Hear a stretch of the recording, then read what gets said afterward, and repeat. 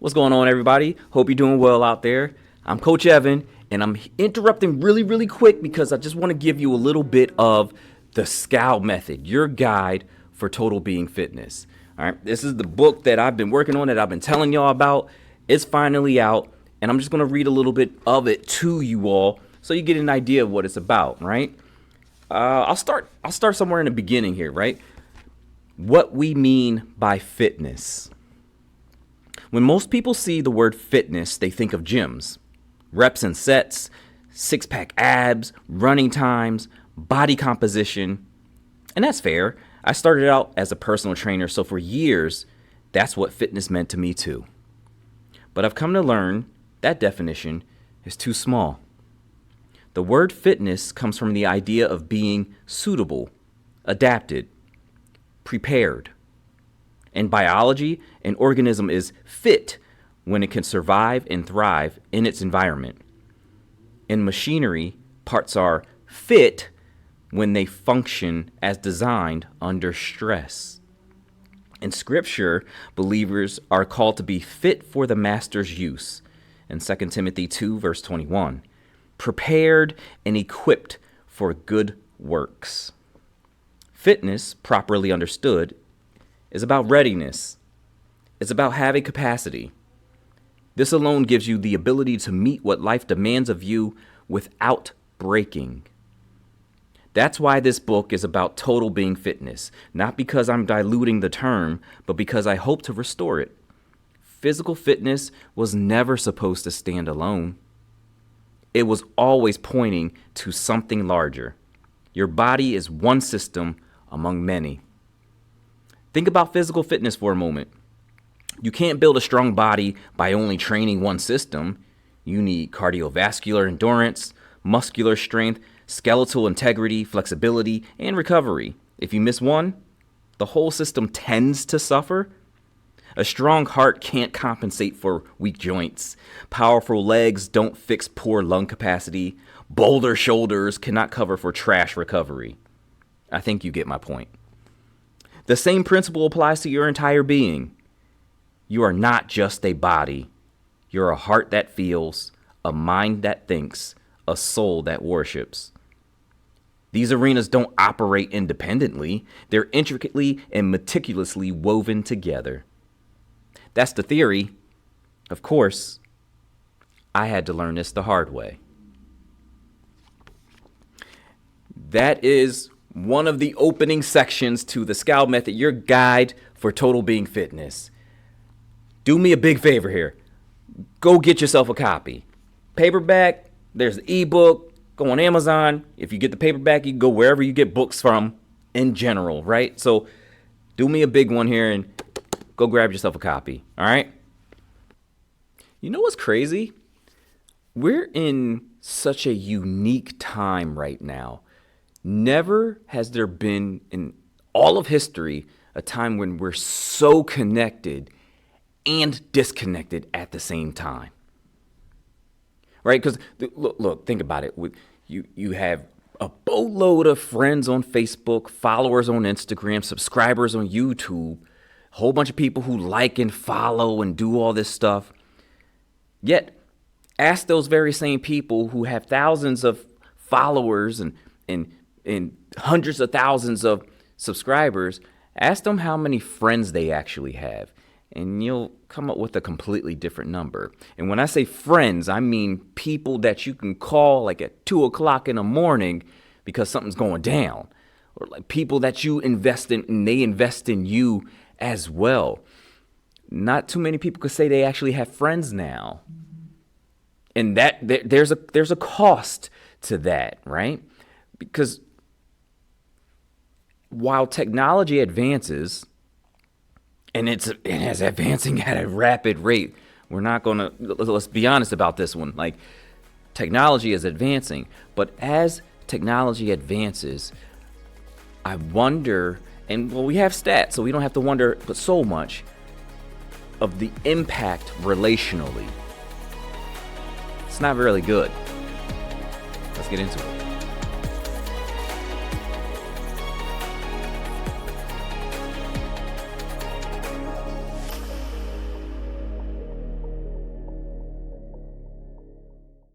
Here's a stat that should terrify you.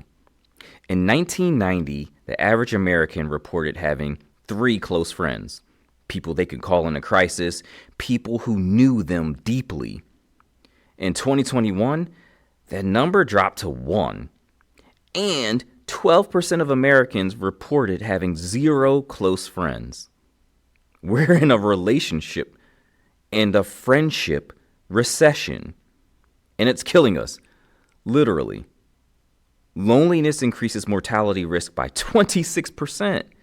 Social isolation is as deadly as smoking 15 cigarettes a day. Lack of close relationships accelerates cognitive decline, weakens immunity, and increases depression rates. But here's what's even more wild. We're more connected than ever. More followers, more contacts, more group chats. So why are we so lonely? This episode is about the friendship recession. Why it's happening, what's it costing us, and how to build the kind of depth that actually sustains life. So I'm going to give you a few stats on this friendship relationship issue, right? And this is from a survey of American life. It was done in 2021. So you also got to consider, the whole thing with COVID, the lockdowns and all that jazz played a pretty big part. I'm not ignoring that at all. But a large part of what the situation we find ourselves in right now was already happening pre-COVID. So anyway, but that's another story, right? So Survey of American Life, this survey was in 2021. The number of average close friends was 1, which was down from 3 in 1990. 12% of the people reported 0 close friends, which is up 3% from 1990. And then now here's another wrinkle in this. 49% of men report having no close friends outside of their spouse. That one's even more alarming, right? Because, I'm sure you've heard a lot of people already talk about the idea of middle-aged men, or what was it, 18 to 30-something age men, and the depression rates amongst that group, and the loneliness that happens with all that particular group and all that fun stuff. I know you've heard the stats before, and if you haven't, a quick Google search will break it all down for you, right? So, but the question is, like, what qualifies, and in this study, what qualifies as a close friend? It's someone you can call in a crisis, someone who knows your struggles, someone you see regularly. And so what this automatically eliminates is the idea of followers and acquaintances, some people, subscribers, and we're going to talk about that a little bit too, where the whole idea of somebody subscribing to something that you're doing, really they're coming to you maybe for some educational purposes, sure, but they're coming to you for entertainment in a lot of cases. That's not necessarily a friend. They're still coming to get something from you as opposed to give something to you, right? So very different, but we'll get more into it. So what we did, though, we've replaced depth with breadth. It's not working. So a question to ask, obviously, is, well, why did actual real friendships collapse? And part of that is, again, what I started off with, digital replaced actual human interaction, right? So like texting replaced conversations, right? And you have, likes and subscribes and follows and all that fun stuff that replaced actual human presence. I mean, you can keep in touch without actually being in that person's presence, right? Now, I hear what you're saying. Like, well, you could do that with the phone call too, right? Yes, absolutely. So I'm not blaming all of social media, but at the same time, a lot of times what you use the phone for is to call somebody up and be like, hey, where are we going to meet up? Right? It's very different. a lot of the technology that we have out right now, it replaces the human interaction. So what we're mistaking, like we're looking for connection, but we're mistaking this illusion of connection, and we're almost replacing the idea of human interaction and connection with this faux, fake, quasi made up connection, because it's not real. Like the likes, the follows, the subscribes, the even just like the texting is just, it's not real. Another reason why a lot of these friendships, relationships break down is because we're more mobile than ever as well, right? Like I could ideally work across the state, and a lot of times, so here's the thing, right? Because you can't really talk about this until you talk about like the remote work thing, right? There, for a point in time, especially coming out of COVID, remote work was everything. I mean, it's funny now how quickly things change for seemingly no reason, right? Right out of COVID, it was like remote work is here to stay. This is the way we do things because this is how we're most efficient. This is what we're going to do forevermore. And then you give it a year or two, and they're saying, oh, wait, hybrid work, that's the best thing. That's best of both worlds now, without ever really discussing or talking about what's the best of the other world when we were stuck in the office, right? But whatever. And then you get to a point where now they're just like, hey, we just want everybody back to the office because we're trying to build up our culture. Not even understanding that that's not even the way you build up a culture. The culture is what, okay, it's about to be a different topic. But so what's happened before was a lot of people would move to their jobs. So wherever their jobs are located, they would move closer to their jobs. But they would move, and then at that time, people were switching jobs so often that look, they would be there for 3 years, 4 years maybe. It's not long enough to really, grow some roots and build some friendships there. Maybe some, right? But then it's just like those long-standing ones, not really. And then they move out of town, and it's just like, well, I'm not in close proximity to this person anymore. We'll talk on the phone every now and again, and it always ends up fading. It just does. Like you have to be very intentional when it comes to friendships and relationships. You have to be very intentional of actually seeing that person, being in close proximity to that person. Otherwise, whatever, right? So that's another reason why. And again, it started to shift a little bit, right? Because as people shifted and moved for jobs, then they started staying home for their jobs because remote work was more accepted. And then now it seems like it's shifting again, and now more people are starting to move around again a little bit. Now, there are other nuances and other things to be, to consider in all of this, right? But the initial mobility is why a lot of friendships ended up breaking down. A lot of relationships ended up falling by the wayside. Another reason why friendships and relationships broke down, and this is kind of a big one, right? Everybody's busy.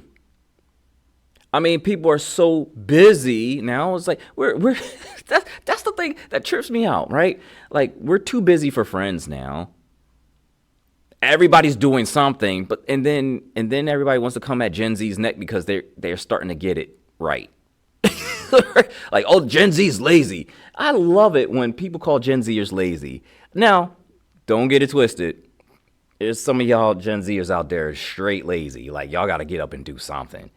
But a lot of the ones that I talked to, a lot of the ones that I had conversations with, it's not even about that at all. It's not. It really comes down to valuing their time more and valuing their time enough not to give it to somebody who's going to abuse it no matter what.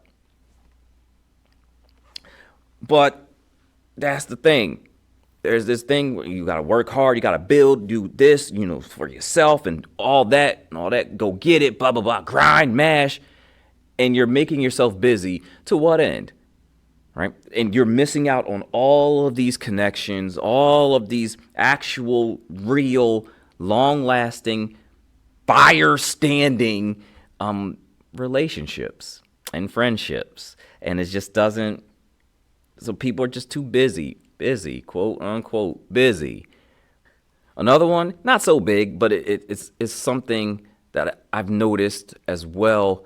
It seems like the nuclear family is closer knit, which is good, but there's not that much of a sense of community out there, in these neighborhoods, right? Like, yeah, I know my neighbor, sure, but do I like talk to my neighbor?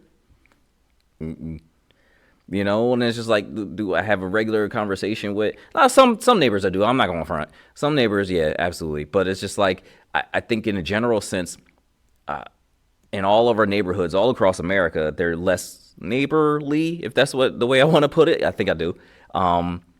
And so that's not a major thing that contributes to it, but it does. Like, if you think about it, where that one stat where 49% of men don't have any other friends and don't have anybody like outside of their spouse. That's half, so you're keeping within your family, keeping within your home, but you're not really extending any bit outside of that. And that can lead to this relational recession, right? Another one, now this could be a big one too, is that we replaced community with entertainment, right?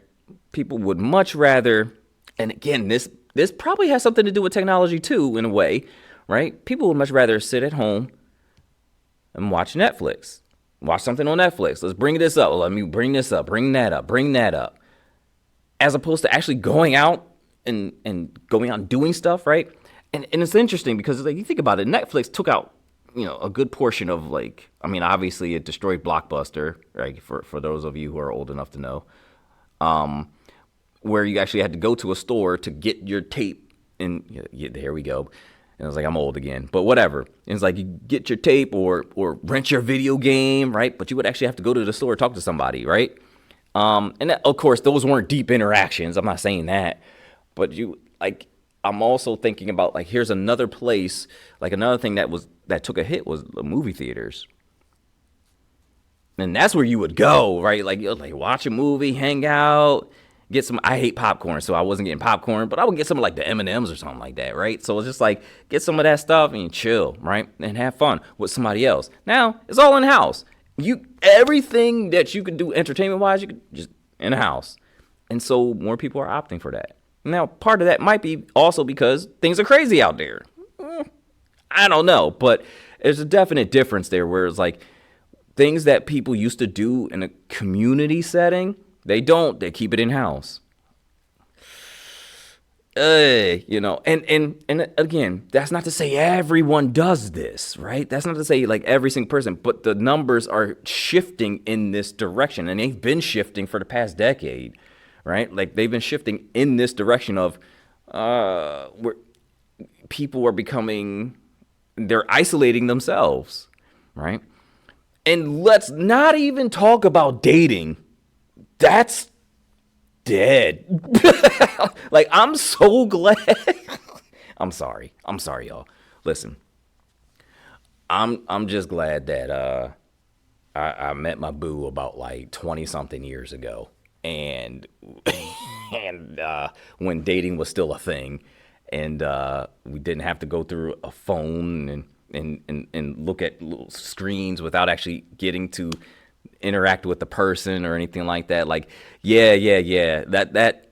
That has something to do with it too, though, right? Like, and again, that's the technology side of it. Again, we made things easy, but we made things too easy that you're missing stuff. So it's like so easy that you almost lower the quality of any of the interactions that you could possibly have.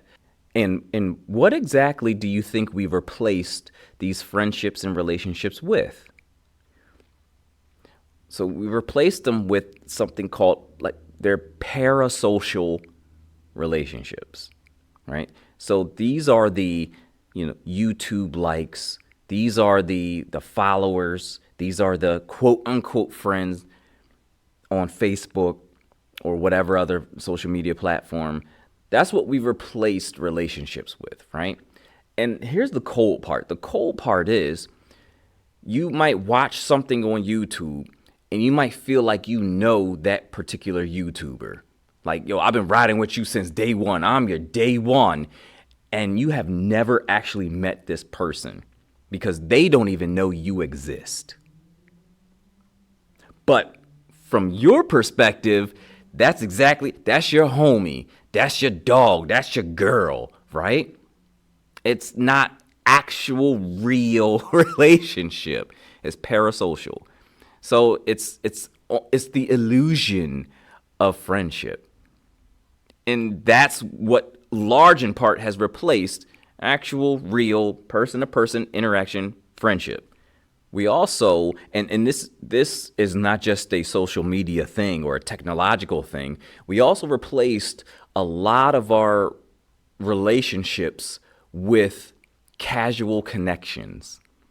So we can have hundreds of casual connections and think we are relationally strong. But none of those casual connections really go past surface level.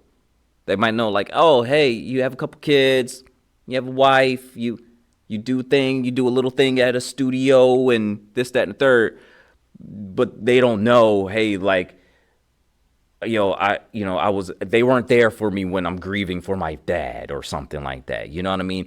Maybe an extreme example, but no, that might be the perfect example. That's the perfect example, right? Where it's just like, hey, look, if I would have hundreds of casual connections where people know general stuff about me, stuff that I put out there already to the public.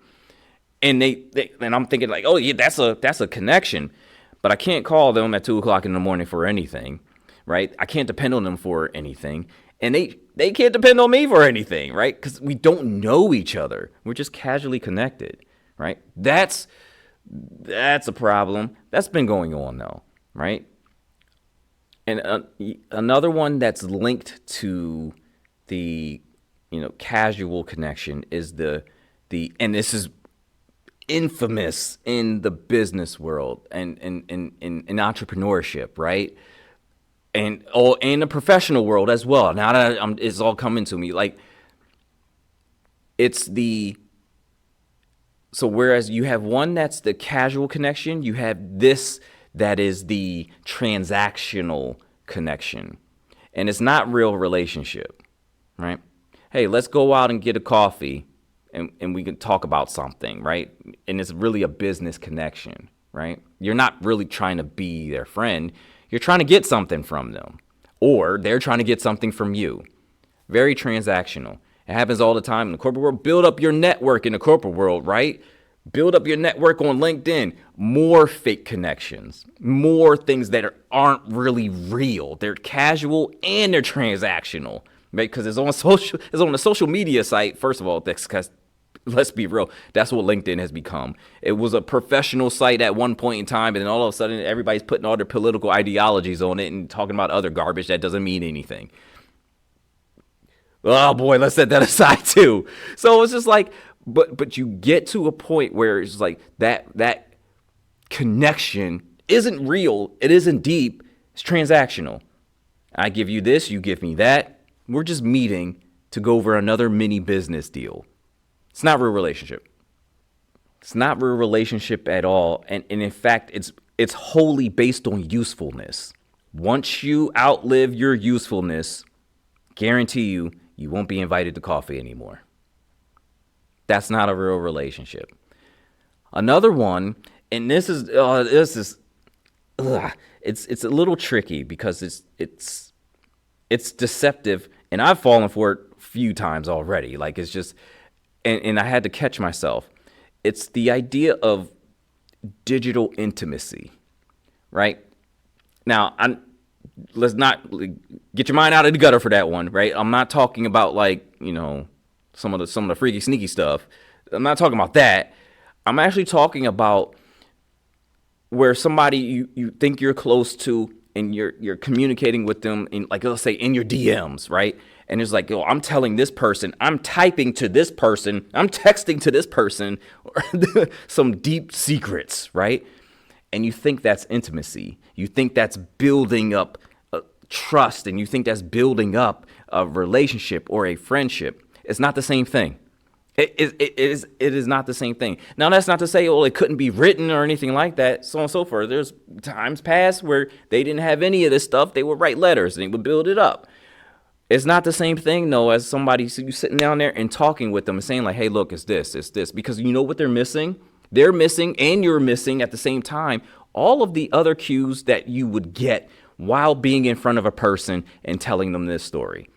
Or telling them something that's from deep within you, right?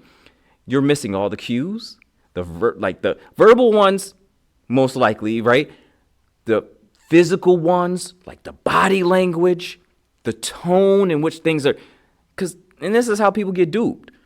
I could type to you anything. I can put anything into your DMs and say like this, and this, and say it's the truth and it's a verified truth. And you would have no way to really tell if that's really what happened, right? At least no other way. Now, there's other people who you could get in front of them and they could tell you a complete lie, straight up and down, and give all the cues as if they're telling a complete truth. They're sociopaths. So that's a different story. My bad. Well, okay. So be careful of that. The idea of digital intimacy, right? That your digital closeness is not real closeness. Again, you're noticing a trend in all of these things. Like if anything is, and I'm not saying everything digital is bad either. Don't hear what I'm not saying. I'm just saying like look at these things for what they actually are, not for what you want them to be, right? You want a friendship, then you actually have to sit in front of somebody and talk to them on a regular basis. Now, there's long distance friendships, there's long distance relationships and things like that. Not too many of those work out if you can't get to the person. And we don't even want to go into stats on those. So what is the cost of this, friendlessness, right? If you wanted to say it that way, right? There are multiple things that can happen from that. And it's in every arena, right? I'm gonna read them off to you real quick. So for your physical health, the cost of friendlessness is weakened immune system, increased inflammation, higher mortality risk. Basically, what it's saying is like your body needs, like your physical body, your actual physical body needs social connection to function at its best. I look, you don't even have, please don't just take my word for that one. Don't take my word for that. Look that up. Look it up, study it, break it down. There's too many studies on it, right? So another one for your mental health, right? Friendlessness increases depression. Then it also increases anxiety, and your cognitive decline accelerates. So there's a mental cost to not having any friends, real friends. And then think on the spiritual side, right? You're completely Xing out the whole idea of iron sharpening iron, right? A large part of spirituality is community. If you're missing that, then you're missing a great portion of what matters in life, right? And beyond. But then there's also no accountability. And there's really no one to speak truth into your life, right? So there's, and again, with this one, it's a little tricky because, we'll go on YouTube and watch sermons all day, every day, but that doesn't necessarily mean that person is speaking truth into you. Not directly. It's not the same thing. And I know I'm going to probably catch a little bit for that. Probably catch it for my wife. But that's a different story. So in essence, though, you tend to drift without a solid community. And then also for your relational health, then what happens is if you don't really have any friends. So here's what it is. Having good friends can actually boost your marriage. Now, having bad friends can really destroy your marriage, but that's another thing, right? But it's just like, because what happens is without friends, you're then basically requiring of your marriage even more. So for those 49% of men who didn't have any friends outside of their marriage or anything like that, they're basically increasing the burden of their spouse. Unnecessarily so. Now, I'm not saying there's something wrong. Like, for instance, my wife is my best friend. That's my homie. That's my road dog. Ride or die. Hands down. But I still have friends because there's just certain things, like certain aspects. It's just like, hey, look, I can't talk to you about every single little thing, especially if it concerns you. And so it's like, so I need to talk to other dudes who've been married for more than 20 years that understand that there's certain things that you can do and certain things that you can't do and certain things you can say and certain things you can't say and how to go about making sure that we're putting in the building blocks to a great and continuous marriage, right? But I couldn't necessarily just go to her about the issue that might be her. So it's just like, no, you need friends. You need friends, like solid friends, real friends. Because one person they can't necessarily meet all of your relational needs. And I talked about this before in one of the older episodes, but I talked about having good character. Can I get that out? But I talked about having good character and how building that good character actually happens within a community, a la friends, right? Because you need somebody to hold you accountable, first and foremost.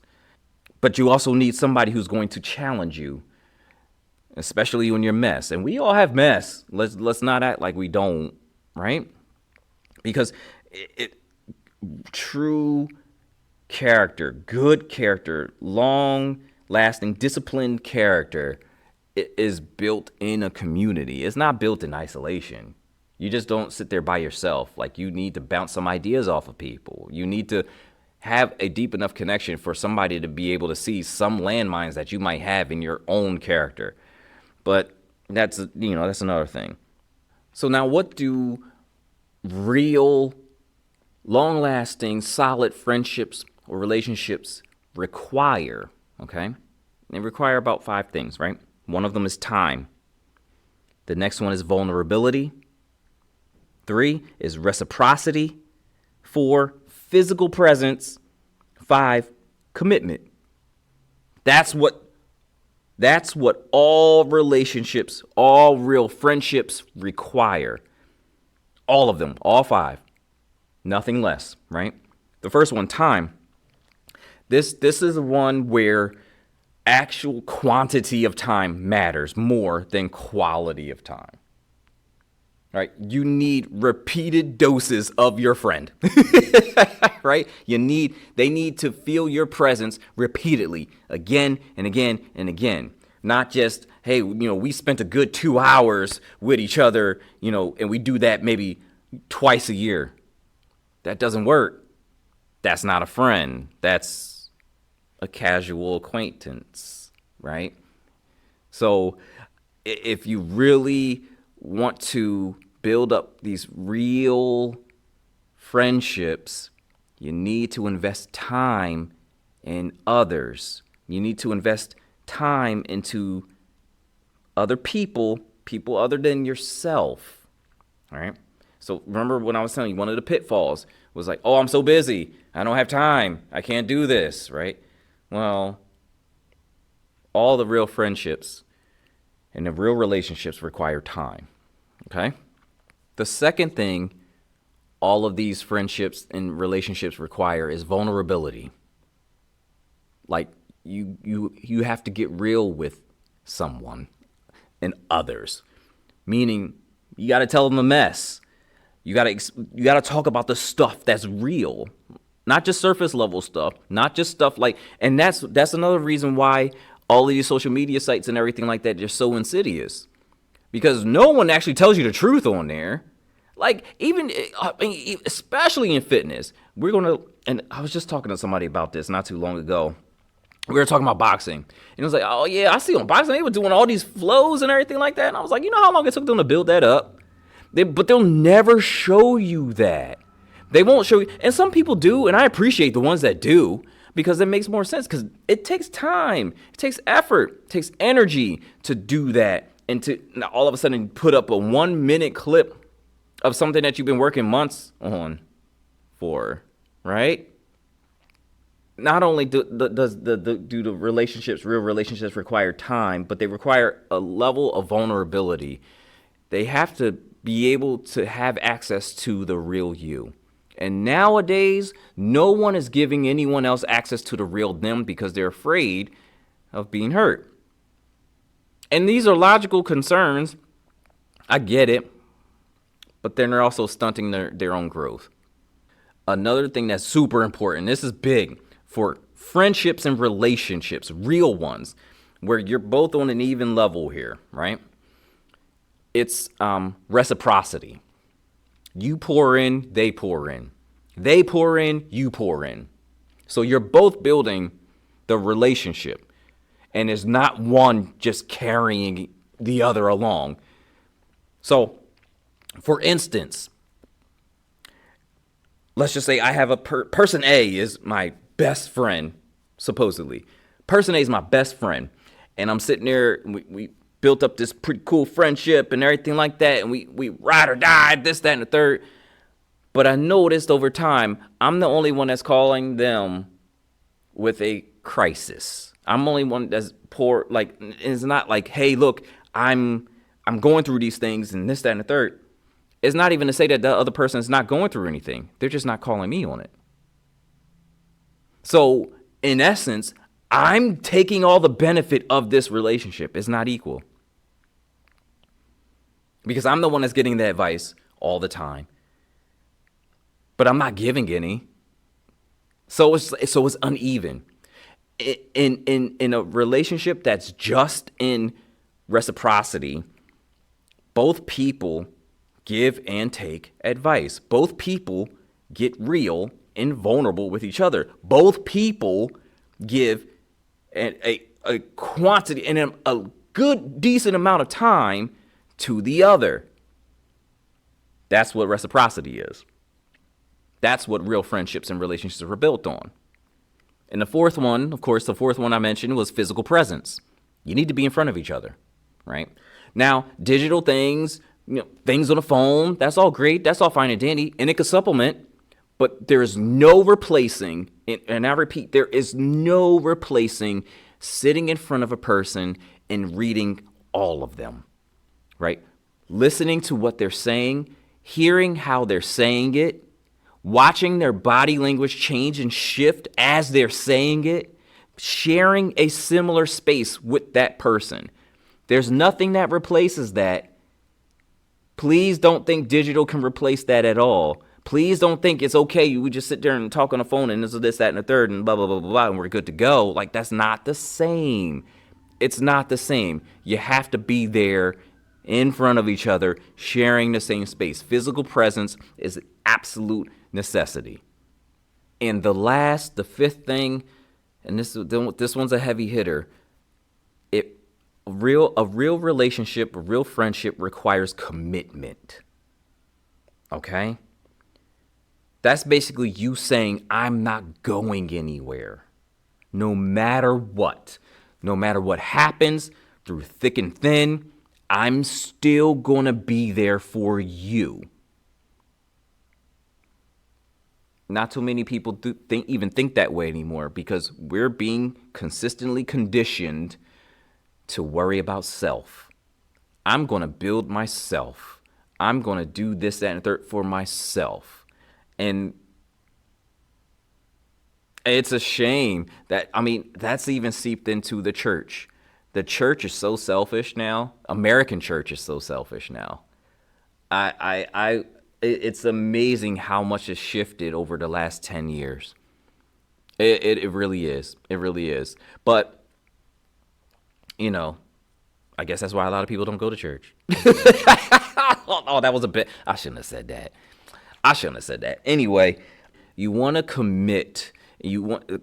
Any real friendship relationship requires commitment. Again, you're there no matter what, through season changes, through conflict, even if it's conflict with them. If you're really their friend, you're still there for them. You just might be mad at them at the moment. But I find that what a lot of people are missing now, and especially Christians are really, really missing this. It's a shame, but it's like they're missing covenant level relationships. And for a long time I missed this by a lot as well. Oh, I missed this by a mile. Like it was just like, I didn't need it. And to a point where I was even like, I can't stand people. I don't even like people. I'm so tired of people, this, that, and the third, right? And let me tell you, this was years ago. But it was still, that's the way I thought. That's the way I was. That's the way I operated. I operated solo, lone wolf, by myself. And then, it didn't take me too long to realize that, this is probably not, well, first of all, it wasn't even my personality.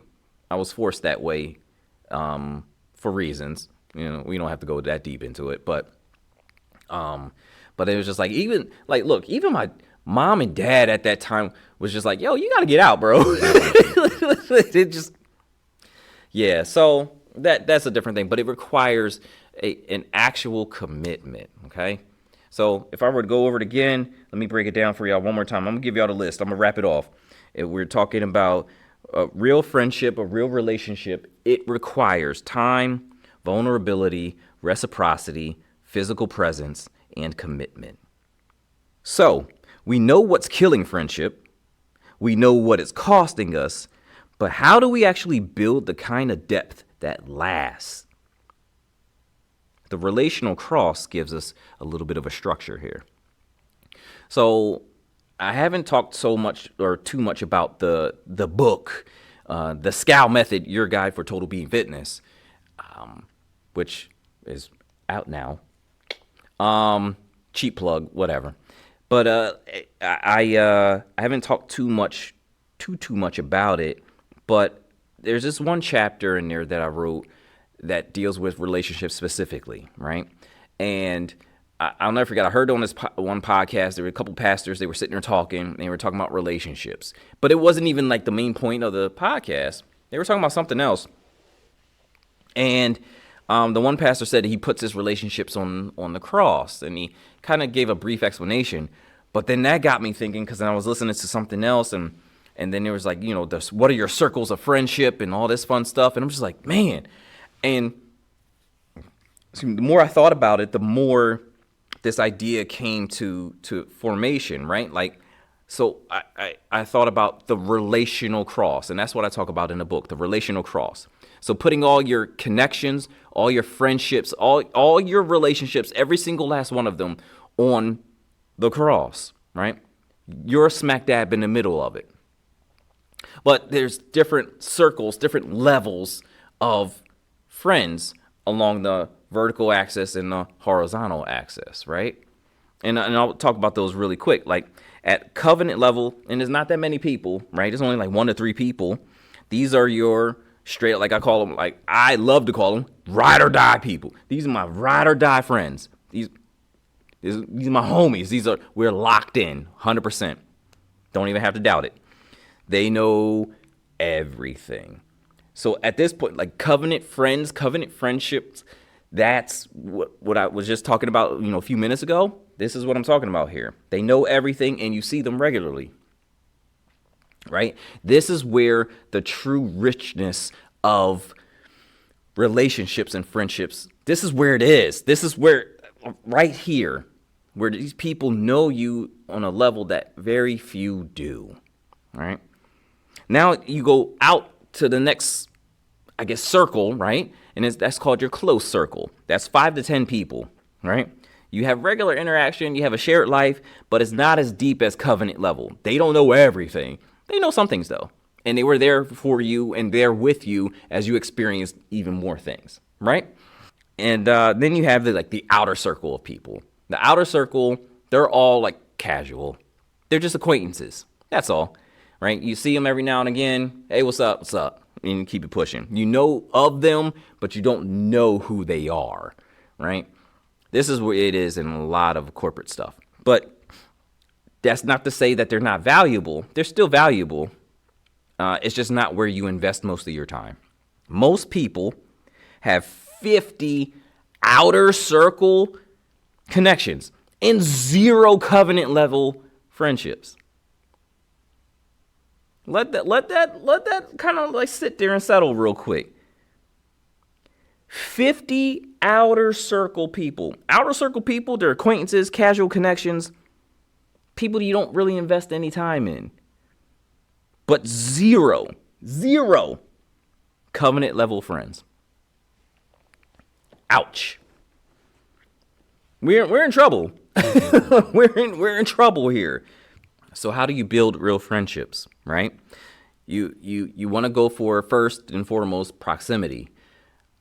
Start communicating with the people around you. Start talking to the people that are near you, right? And if there's no people near you, then you got to get out. That's it, right? This tip is based on geography. Just get out. Go out somewhere, right? And don't be so concerned about, interacting with people. I know that gets some people real uptight, just going outside and interacting with someone, but it's like riding a bike. you just got to get used to it. Do it, and you don't forget how to do it. You just, you might feel a little nervous about doing it again. Shake the rust off. Go out there. Go talk to people. Or what's the phrase they like to say? They like to say, "Go out. You got to go outside and touch grass every now and again," right? So there it is, right? But and when you do that, you also want to get to a point where you have something going on, like a weekly thing, like weekly dinners or bi-weekly, I don't know, game night or something like that. I don't really know what people do anymore, right? I'm always, well, whatever. That's a different story. But it's like, whatever that is, it has to be on some type of like schedule. You have something that you're building up that you consistently do, right? With that friend or with those connections, with those people who are not even deep friends yet, but you're trying to get them to that point, right? Then you also, like, what really helps is a shared mission. You maybe build something together, serve together, right? This, especially for like church people, churchgoers, right? That helps out quite a bit, right? But one thing that's like what I've noticed over the years, or I just noticed in my life, was that some of the strongest friendships I had were built around that notion. They were built around a shared mission, but like a shared purpose, right? That's one thing, right? When you're going out there trying to build relationships and friendships, you want to get it to a point where you're working along someone for a common goal, not just for convenience, right? That's where a lot of like strong bonds are forged, okay? And it's not even just around like, let's just say like, hey, look, I like sports. The next person likes sports. It's not the same thing. That's a shared interest, but that's not at all a shared mission. That's not at all a shared purpose. So it's like, what are you lining yourself up to do in your life? And you find that you have that in common with somebody else because they're lining themselves to do the same thing in their life. That's a way to really form a strong bond. Not like, hey, yo, I love the Eagles. Oh, you love the Eagles? I love the Eagles too. We homies now. Like, no. That, even though that could work, but it's just like, that's not the same thing. Not what I'm saying here, at least, right? And then here's the thing. Here's the tough part. Because I'm not saying this is easy, but to build real friendships, to build real relationships, you have to initiate vulnerability. you have to be the first one to say, like, hey, this is what's really going on the inside, right? You can't wait for the other person to ask. And that one requires a lot of discernment, because you just don't want to go out there and start telling everybody your business. Don't say, well, Coach Evans said I should tell all my business to everybody on this block. No, that's not what I'm saying. Okay? I'm telling you to be wise about who this, like, if you know this person is a gossip, then stay away from them, right? That's not the person that you're going to tell the business to. Like, if you know they know everyone's business and they're telling you everyone's business, red flag right there, right away, and don't fall into that mess. So, you also tend to build a sort of a bond through conflict. So, like, how do I want to explain this? Okay, so, like, through conflict, so no one's perfect, right? So, and there are going to be disagreements within this friendship. So once you get to a point where you're actually on an even level with someone and friends with someone, you're going to have disagreements. How you work through those disagreements counts for a lot. It can either forge deeper bonds because you work through it and you work on it together, or it could shatter you. But in order to build deeper friendships, you almost need conflict. It's almost a necessity. You need conflict to be able to work through it and forge deeper bonds, right? Your friendship has to be stress tested. Your friendship has to be stress tested. And taking it back to my book for a quick second, one idea I talk about often within the book is I talk about the idea of being fully integrated, being a fully integrated human being, right? Where it's just like in all arenas, you're stacked, you're strong, right? So it's like heart, mind, body, soul, and in relationships, endurance, right? You're strong in all of those areas. And that is a way to actually help your friendships and relationships, right? Because a person who is strong in the soul, they're not depending on their friends for identity, right? That's a big one, right?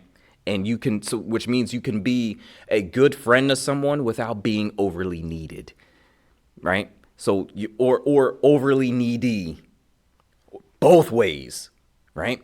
So it's key, because what that does is it helps that balance of reciprocity there, right? It keeps everything even, right? I'm pouring in, you're pouring in, I'm taking, you're taking, and it's good. It goes perfectly even, perfectly matched up, right? A person who has their heart regulated, they can handle conflict without blowing up. Typically, that leads to longer friendships and relationships. I don't think I need to say more about that, right? But you can also be vulnerable without being manipulated. And if you're sharp, if your mind is sharp, I already told you about the discernment when, deciding who to be vulnerable with. But you can think clearly about relational dynamics, and you can identify healthy versus unhealthy patterns, right?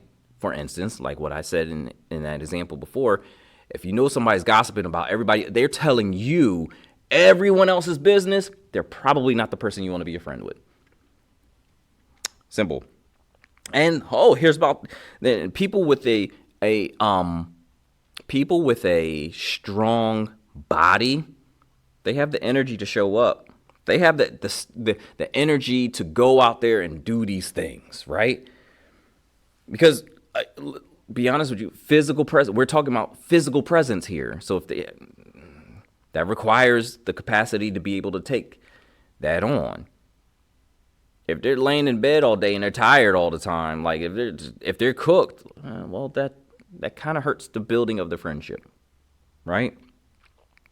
Also, when they have their endurance built, right?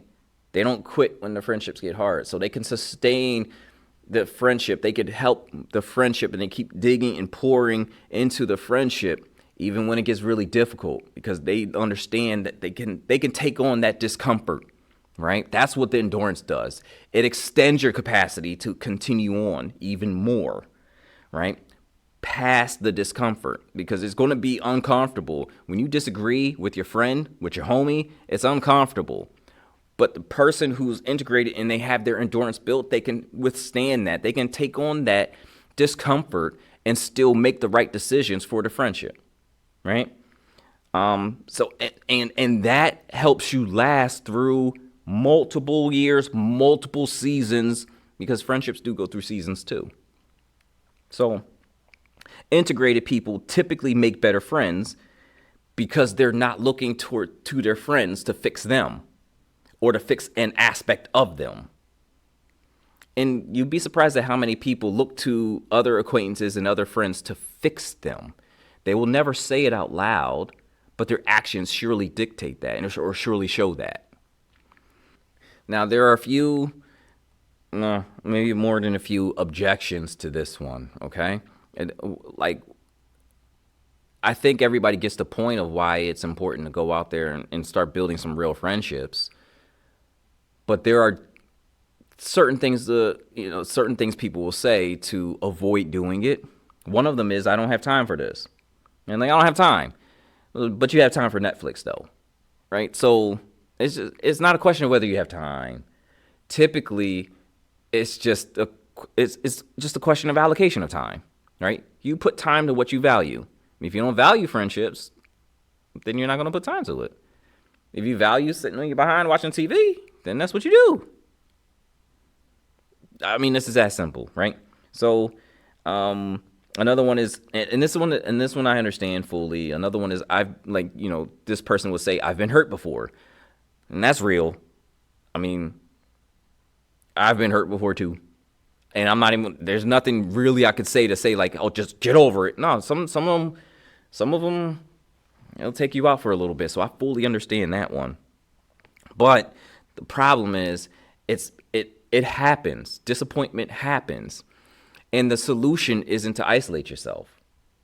Because what happens then is that you just cut off any other chance that you have in terms of maybe that friendship, that relationship, but even just any other ones. You might be just a phone call away, a meeting set up away from like an actual real friendship that's fruitful. But you're going to hold yourself back because you've been hurt before. And really what that says is like you're holding yourself back because you've been hurt, but you're afraid. You're afraid of being hurt again. And again, that's real.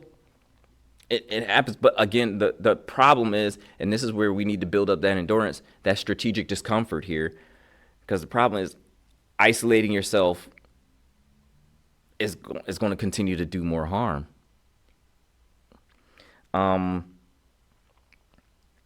With that, like, again, I repeat, use discernment, right?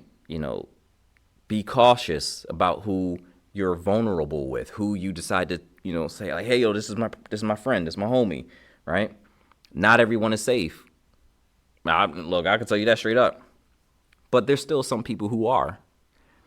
You don't want to eliminate any chance or any opportunity of finding the safe people because you've been hurt by a few not safe people. Another little objection is, I'm an introvert. Oh, so believe it or not, I'm an introvert. Like, real talk, I'm actually an introvert. So even this is weird to me.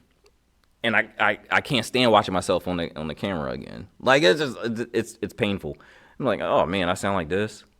Oh man, what is it? Okay, I got it. But I got to edit it until I decide to pay somebody to do it. But that's a different story. Anyway, I get the introverts. I do. You'd rather keep to yourself. But the problem is, you still need close friends. and you gotta end up being. You have to be vulnerable in some way. You have to spend time in some way, right? You just need to make sure, especially for the introverts, that you recharge differently. Okay? because those interactions will wear you out. Full stop. So you need to make sure that you just as quickly as you, not quickly, but just as you plan the outings and the connections and all that fun stuff, plan the times where you actually are by yourself so you can recharge. That's the number one thing, like, I had to learn over the years because I was just getting burnt out. I'm like, oh, I'm going from this meeting, I'm going to here, I'm going to talking to this person, I'm trying to build this up, I'm trying to do this, that, and the third. I'm like, I'm tired, I'm cooked, I don't feel like doing anything. And then you're no good for anyone, right? Introverts need to recharge. Remember, I told you that. The friendship recession is real, and it's costing more than loneliness. It's costing health, clarity, character formation, and capacity for life. Digital connection isn't fixing it. Weak tie networks aren't replacing depth. Parasocial relationships aren't friendships. You need 1 to 3 people who actually know you, who see you regularly, who you're committed to through seasons and conflict. Build your relational cross. Prioritize proximity. Create regular outings. Initiate vulnerability. Commit through conflict. Integration makes you the kind of person who can be a real friend. And real friendship makes integration sustainable. So stop doom scrolling. Start showing up. The friendship you need won't form through screens.